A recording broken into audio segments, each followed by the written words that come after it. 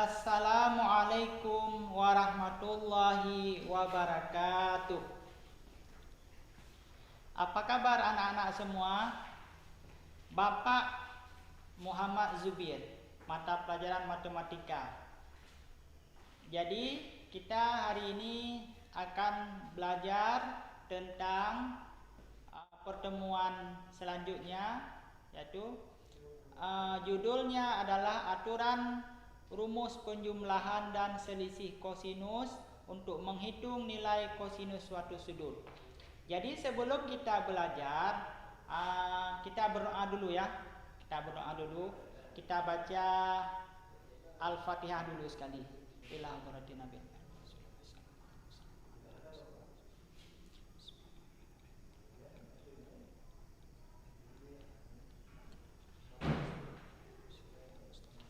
Shiratal ladzina an'amta 'alaihim ghairil maghdubi 'alaihim waladdallin. Semoga dengan kita baca doa ini mudah-mudahan Allah memberikan nikmat pada kita ya, dan kepintaran kita untuk bisa kita selesaikan materi ini. Oke anak-anak semua, kemarin itu kita sudah belajar. Jadi pertemuan hari ini akan kita lanjutkan materi yang kedua ya, yaitu aturan rumus penjumlahan dan selisih kosinus untuk menghitung nilai kosinus suatu sudut. Jadi sebelum kita belajar tentang materi ini, jadi Bapak akan menanyakan sama kalian, masih ingatkah aturan rumus penjumlahan dan selisih kosinus untuk menghitung nilai suatu sudut?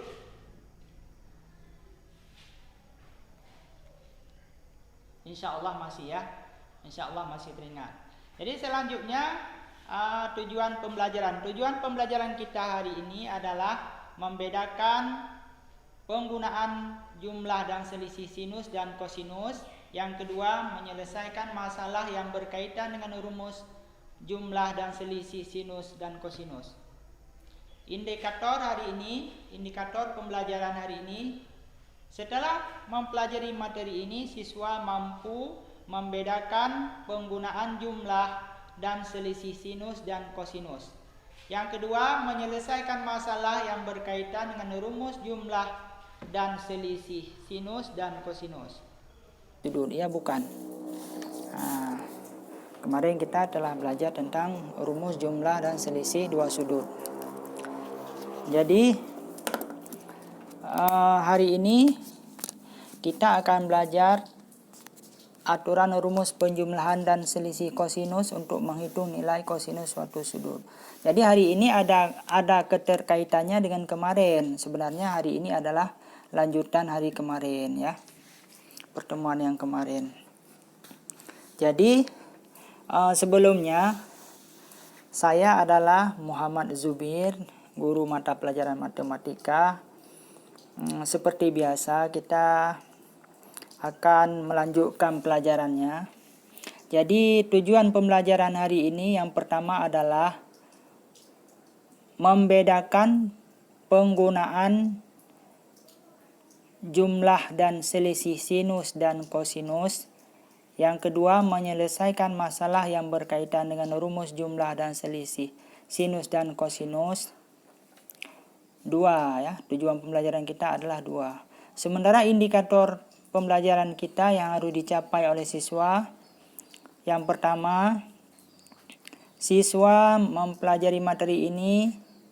Setelah mempelajari materi ini, siswa mampu yang pertama membedakan penggunaan jumlah dan selisih sinus dan kosinus. Yang kedua, setelah mempelajari materi ini, siswa mampu menyelesaikan masalah yang berkaitan dengan rumus jumlah dan selisih sinus dan kosinus.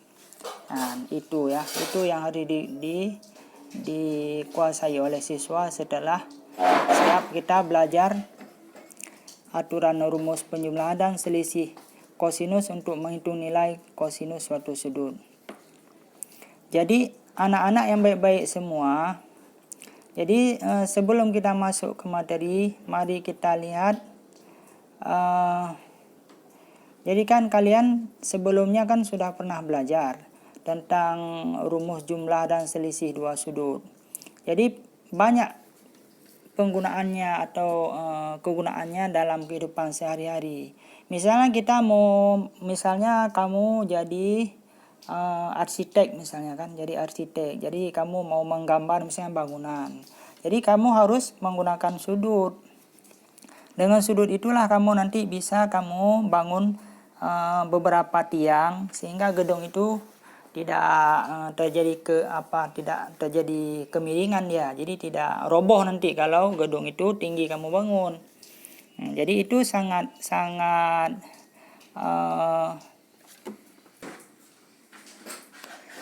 sangat penting untuk kamu pahami karena ada kaitannya dengan dalam kehidupan sehari-hari. Misalnya seperti arsitek itu perlu loh matematika, misalnya dia untuk menggambar, jadi tahu dia sudut, atau misalnya jadi nakoda, tahu dia kemana arah mata anginnya, berapa derajat, jadi belok ke kiri apa ke kanan. Nah, jadi banyak kegunaannya dalam kehidupan sehari-hari. Selanjutnya, kalau misalnya kamu nanti menjadi insinyur, mampu mencari luas dan bersih sudut untuk misalnya kamu mau buat gedung, ya kan, atau mau buat rumah, atau mau buat lemari. Jadi kamu harus tahu. Jadi ini sudut apa, ini kemana arahnya, jadi bagaimana cara mencarinya. Jadi dalam kehidupan sehari-hari kita masih banyak kegunaan matematika. Jadi ilmu-ilmu matematika itu dipakai nanti setelah kita tamat sekolah dari sini. Jadi bukan sekarang. Kalau sekarang kan kita harus belajar dulu bagaimana matematika yang sebenarnya itu dan bagaimana aplikasinya dalam kehidupan sehari-hari ya. Oke. Baik. Judul ya bukan. Oke anak-anak semua, mari kita lihat permasalahan yang pertama.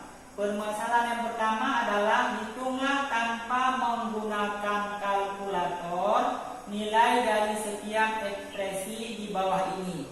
Kita menghitung nilai cos 75 derajat dan nilai sin 15 derajat. Nilai cos 75 derajat kan bukan sudut istimewa. Nilai sin 15 derajat juga bukan sudut istimewa. Jadi bagaimana caranya? Mari kita lihat. Mari kita lihat. Cos 75 itu adalah harus kita modifikasi dia. Kita modifikasi 45 tambah 30. 45 derajat tambah 30 derajat, dia jumlahnya adalah 75 derajat. Jadi cos 75 derajat itu adalah cos 45 tambah cos 30. Jadi ini berdasarkan rumus jumlah sudut. Ini bentuknya kemarin cos A tambah B. Cos A tambah B. Jadi uraiannya menjadi cos A, cos B, sin A, sin B. Kan sudah kita belajar pertemuan yang kemarin itu. Jadi hari ini kita gunakan rumus itu, rumus jumlahnya. Cos 45 derajat kali cos 30 derajat kurang sin 45 derajat kali sin 30 derajat. Ya, sudah. Setelah itu mari kita lihat cos 45 derajat dengan kita menghitung nilai cos 45 derajat, cos 30 derajat kurang sin 45 derajat kali sin 30 derajat dengan menggunakan alat bantu namanya roda psikota trigonometri. Jadi dengan alat peraga ini kita hitung. Mari kita lihat. Jadi cos 45 derajat ini kan ada sudut 0 derajat, 30 derajat, 45 derajat, 60 derajat, 90 derajat, 120 derajat, 135 derajat, 150, 180 derajat, 210 derajat, 225 derajat, 240 derajat, 270 derajat, 300 derajat, 315 derajat, 330 derajat, dan 360 derajat. Jadi yang mau kita hitung nilai di sini adalah cos 45 derajat. Mari kita lihat. Jadi cos 45 derajat kita tunjukkan dengan tanda panah ini ke 45 derajat. Nah, gitu ya. Jadi ini ada fungsinya, fungsi sinus, kosinus, dan tanon. Yang mau kita lihat adalah cos 45 derajat ini. Jadi cos 45 derajat ini cos 45 derajat adalah hasilnya 1/2 akar 2. Nah, ini nampak kan? Ini ya. Ini ya. 1/2 akar 2 di dalam lubang ini. Ini ada lubangnya ya. Jadi kita tulis kembali cos 45 derajat 1/2 akar 2. Selanjutnya cos 30 derajat. Cos 30 derajat, jadi kita geser lagi ini roda si kota ini, kita geser pelan-pelan. Nah, jadi dia akan menunjukkan ke 30 derajat. Jadi kita lihat berapa nilainya. Ini nampak nilainya. Cos 30 derajat, cos 30 derajat, ini kan derajat nampak. Derajat cos 30 derajat hasilnya adalah 1/2 akar 3. Nampak kan? Dah, ini kita tulis 1/2 akar 3. Kurang, ini kurang. Sin 45 derajat kita geser lagi ke 45 derajat ya. Tanda panahnya kita geser pelan-pelan ke 45. Ini 45 derajat. Lalu kita lihat sinnya. Sin 45 derajat adalah 1/2. Ini 1/2 akar 2. Jadi ini ya, 1/2 akar 2. Kali sin 30 derajat. Sin 30 derajat kita geser lagi alat peraga ini. Tanda panahnya ke 30 derajat. Hasilnya 1/2. Nah, ya. Inilah kegunaan alat peraga ini secara tepat dan efisien untuk kita mencari nilai kosinus ya, nilai cos, nilai sinus dan nilai tanon. Cuma di sini di soal ini kan kita nggak ada tanon, tapi di alat peraga, alat bantu ini lengkap ya. Ada sinusnya, ada kosinus, ada tanonnya. Oke, mari kita lihat lagi penyelesaiannya. Saat ini kan 1/2 kali akar 2 kali 1/2 kali akar 3 ini bisa kita selesaikan seperti biasa yang sudah kita tahu. Ini langsung kita kali 1/2 kali 1/2 1/4 akar 2 kali akar 3 akar 6 kurang 1/2 kali 1/2 1/4 akar 2 kali 1 akar 2. Jadi ini hasilnya ya. Selanjutnya kita sederhanakan menjadi 1/4 kita keluarkan 1/4-nya. Lalu akar 6 kurang 2 kita kali ditulis di dalam kurung. Jadi hasil dari cos 75 derajat adalah 1/4 kali akar 6 kurang akar 2 yang seperti itu. Jadi dapat nilai itu dengan bantuan roda psikopat trigonometri. Oke anak-anak, mari kita lihat permasalahan yang nomor 2 yang B ya, atau yang 2. Yang kedua, berarti yang kedua itu tadi sinus 15 derajat sama dengan sinus 45 kurang 30. Ini kan sama aja kan?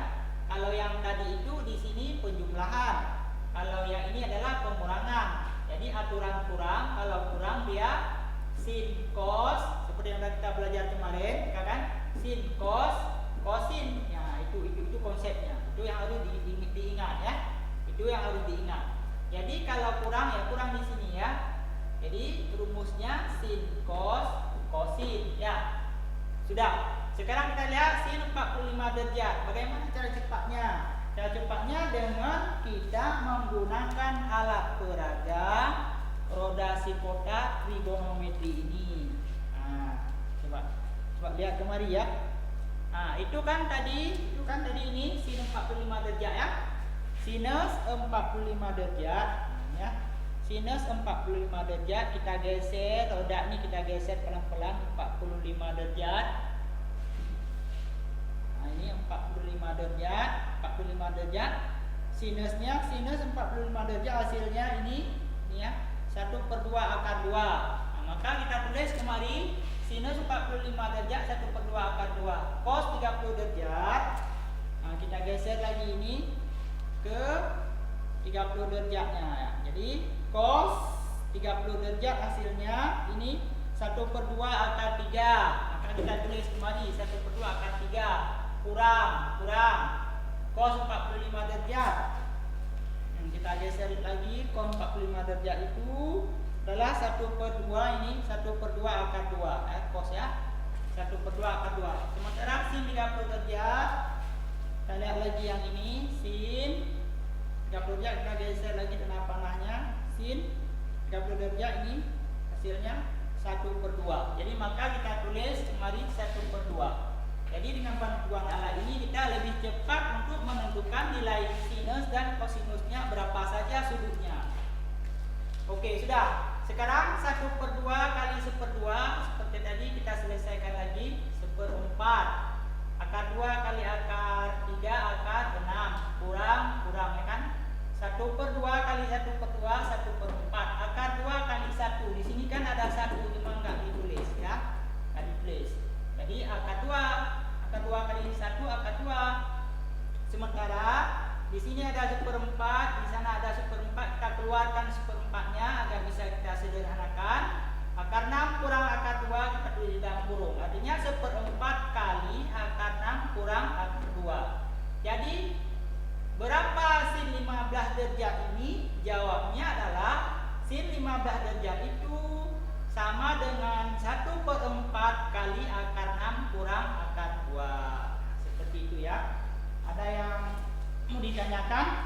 Kalau ada yang mau ditanyakan silakan japri Bapak melalui WA pribadi ya. Nanti kalau misalnya kan di sini kan nggak bisa dipahami. Atau ada yang mau ditanyakan, ada yang mau ditanyakan. Jadi silakan nanti WA Bapak. Di mana yang nggak ngerti nanti ini ditanyakan ke Bapak langsung ya.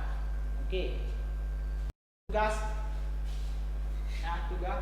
Jadi kalian coba kalian selesaikan tugas ini ya. Tugas kamu coba ya. Nanti kalau ini nggak bisa dipahami, bisa dijawab Bapak kembali.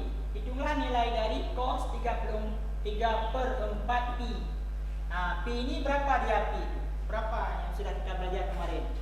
Jadi nilai pi itu kali 3 bagi 4. Atau nilai pi ini bagi 4 kali 3 sama saja. Jadi kamu hitung nanti berapa hasilnya, baru kamu pakai. Boleh kamu pakai, kamu mau pakai apa? Lihat, kalau cos berapa ini misalnya, nanti kamu pakai apa? Pakai aturan penjumlahan atau kamu pakai aturan pengurangan. Setelah itu kamu cari berapa hasilnya, nanti kamu foto jawaban kamu itu kirim ke WA Bapak ya. Oke. Selanjutnya Bapak kira ini sudah selesai pembelajaran kita hari ini. Cuma untuk pertemuan yang akan datang kita akan belajar nilai kosinus sebuah sudut jika diketahui unsur trigonometri lainnya. Nilai kosinus sebuah sudut jika diketahui unsur trigonometri lainnya. Jadi ini pertemuan yang akan datang. Silakan kamu baca-baca dulu ya bukunya ya, biar nanti kamu lebih rileks dan lebih mengerti waktu Bapak jelaskan di pertemuan yang akan datang.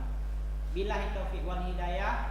Wassalamualaikum warahmatullahi wabarakatuh.